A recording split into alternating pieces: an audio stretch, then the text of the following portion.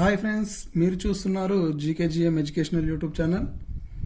మరి ఈరోజు టాపిక్ వచ్చేసి డివిజన్స్. దీనినే భాగాహారము అని చెప్పేసి తెలుగులో అంటాం. సో డివిజన్ సింబల్ వచ్చేసి ఈ విధంగా ఉంటుంది. దీన్ని డివైడెడ్ బై అని చెప్పేసి పిలుస్తాము. మరి టాపిక్లోకి వెళ్దామా?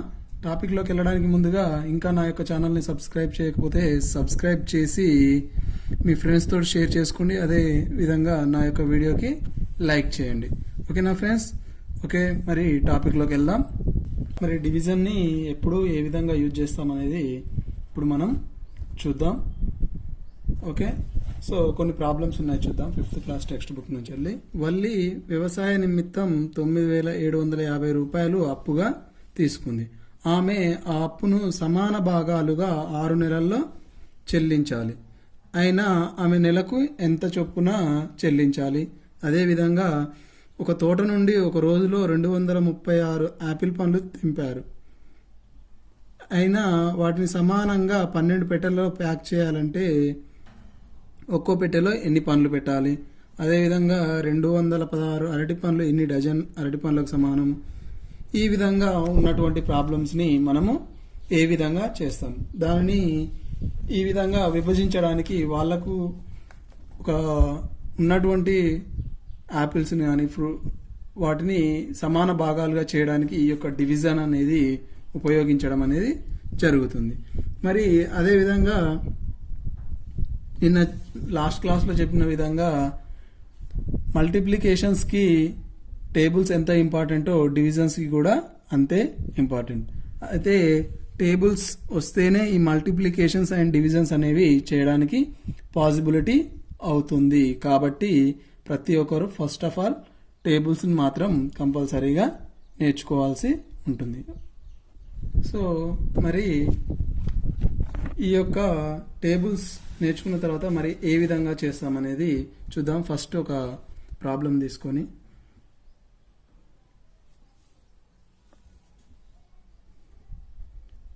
404 డివైడెడ్ బై 4 అంటే 404 ఫ్రూట్స్ ఉన్నాయి. వాటిని నలుగురికి సమాన భాగాలుగా చేయాలి. మరి ఆ విధంగా చేయాలి అంటే ఏం చేయాలి, ఎలా చేయాలి అనేది ఇప్పుడు మనం చూద్దాం. అయితే సొల్యూషన్ 404 ఫస్ట్ ఉన్నటువంటి నెంబర్ని మిడిల్లో వేసుకొని 2 బ్రాకెట్లు పెట్టి ముందు side will keep 4. Next, so now first digit what is there? 4 is there. So కాబట్టి ఈ 4 టేబుల్లో ఫస్ట్ డిజిట్ చెక్ చేసుకోవాలి. సో 4 టేబుల్లో 4 ఈజ్ కేమ్, ఎస్ 4 1 జా 4. సో ఈ 4 సేమ్. నెక్స్ట్ 1, ఈ యొక్క 1ని పైన రాసేసి 4ని దీని కింద రాసేసేయాలి. Okay, so now subtraction, do subtraction. So 4 minus 4 0, remainder is 0 came. Next number is there, so you will write 0. In 4 table 0 came, yes 4 zeros are 0. So this 0 here 0 keep. Next here also remainder 0. Next one 4. Okay, so now 4 1 ja 4, same this one. So here 1 written, here 4. 4 minus 4 0. Any number not having. So this is the answer. Sorry, this is the remainder. So 404 divided by 4 equal to 101 is the answer. In this is not a answer, this is remainder. Quotient is the answer. This is the quotient, this is the final answer. Quotient is the final answer. Okay, next one more problem. So this is the steps. Next 50 divided by 3 తీసుకున్నాం. So 50 chocolates 3 మెంబర్స్కి. చూద్దాం solution. 53. Already you know how to keep. So middle one is first and second one is 3. So ఈ 3ని దీన్ని divisible చేయాలి. So in 3 table 5 came. 3 1 ja 3. 3 2 ja 6. So 6 is a big number. So we don't take more number. You will take always less number. అంటే 5 కంటే చిన్న number మాత్రమే తీసుకోవాలి. ఏముంది ఇందులో 3 టేబుల్లో 3. So 3 1 ja 3. Now do subtraction. So 5 minus 3 2. Okay. So now in 3 table 2 came. 3 1 ja 3. 3 0 ja 0. So 2 not came. Another number is there. Yes. So you will keep 0 here. Now 20. So 3 table 20. 3 6 18. 3 7 21. Which number? Which one we take? 18 we take. Why? This is the less number. This is the big number. That's why. So 3 6 18. What is the answer? Here 0 8. 0 minus 8 not possible. Take borrow 10. Here 1. So 10 minus 8 2. Here 1 minus 1 0. So in 3 table 2 not came.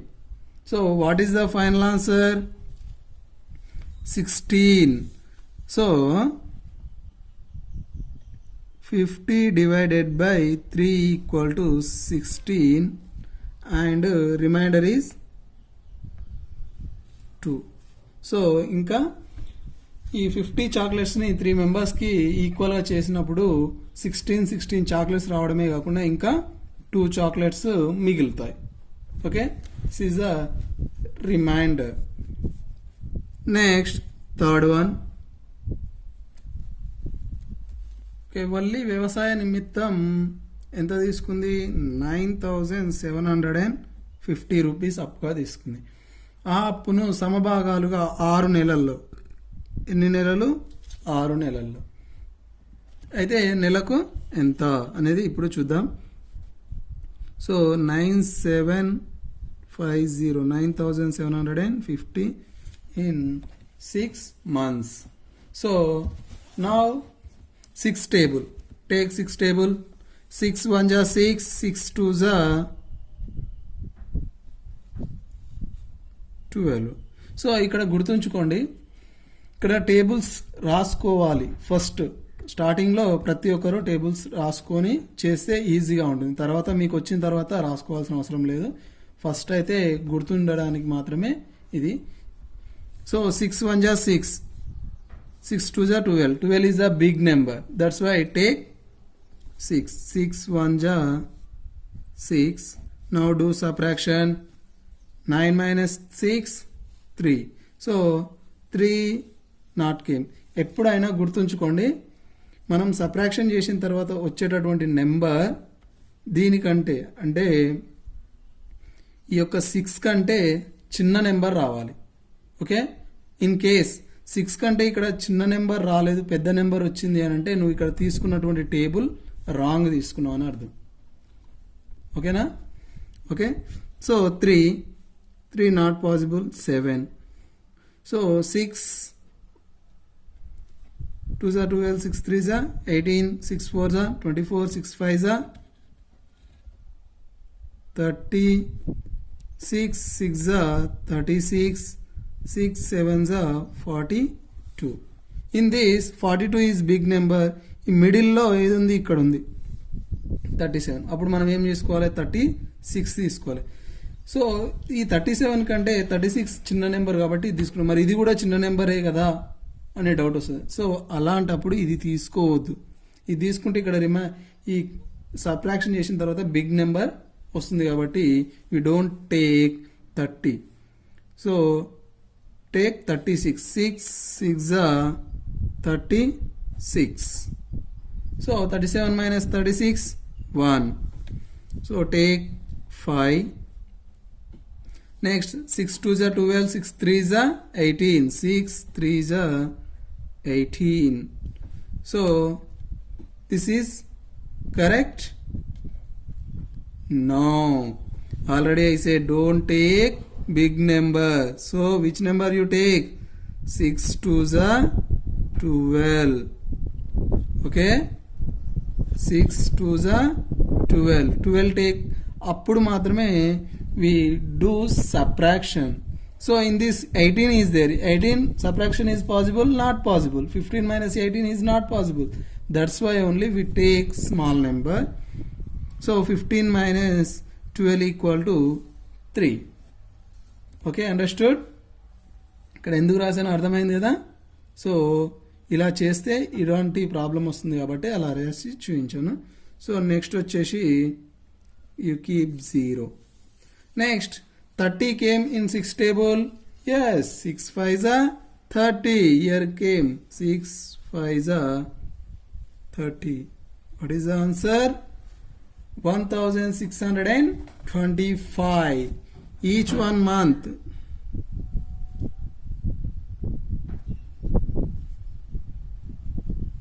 Each 1 month how much pay?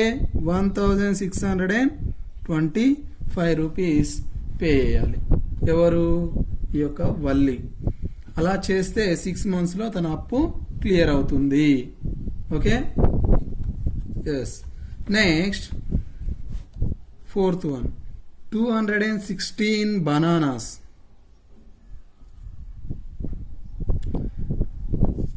ఎన్ని డజన్లకు సమానం? ఎన్ని dozen? ఇక్కడ మీరు గుర్తుంచుకోవాల్సింది ఏంటంటే dozen అంటే ఎన్ని. మరి 1 డజన్ అంటే ఎన్ని బనానాసో మనకు తెలిసి ఉండాలి. ఇది తెలిస్తేనే కానీ మనము ప్రాబ్లం చేయలేము. 1 dozen equal to 12 bananas. Next మనము ఇలాంటి క్వశ్చన్స్ ఇవి బనానాస్. నెక్స్ట్ వచ్చేసి ఈ యొక్క 104 వారాలకు ఎన్ని రోజులు అని ఇలాంటి క్వశ్చన్స్. నెక్స్ట్ 150 రోజులలో ఎన్ని వారాలు ఉంటాయి అనేది మనకు ఇలాంటి క్వశ్చన్స్ ఎక్కువగా ఎగ్జామ్స్లో అడగడానికి ఛాన్స్ ఉంటుంది. సో ఎందుకంటే మనకు ఈ డజన్ అంటే తెలియనప్పుడు మనం ప్రాబ్లం చేయడం అనేది పాసిబిలిటీ కాదు. వారం అంటే 7 రోజులను కూడా గుర్తుంచుకోవాలి. సో వాళ్ళు ఇవ్వరు కాబట్టి. సో ఇప్పుడు మనం డజన్ అంటే ఎంత అనేది 12 అనేది తెలిసింది కాబట్టి so 216 12. 12 ones are 12. 12 twos are 24. Which one we take?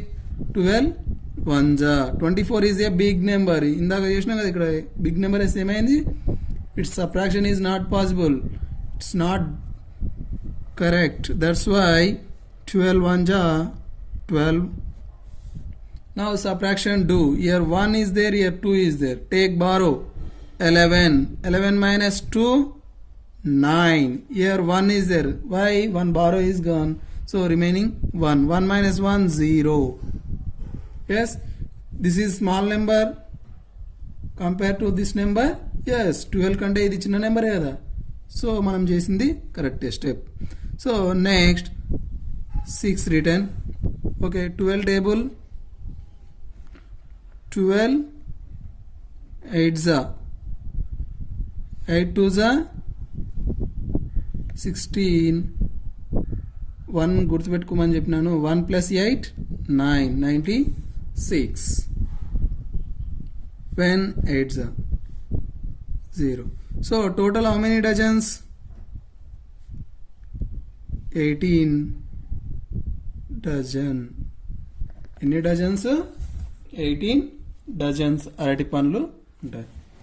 ఈ విధంగా నెక్స్ట్ డేస్ చూద్దాం ఒకసారి.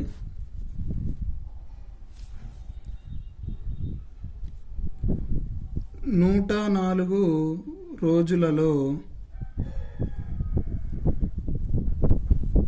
ఎన్ని వారాలు ఉంటాయి?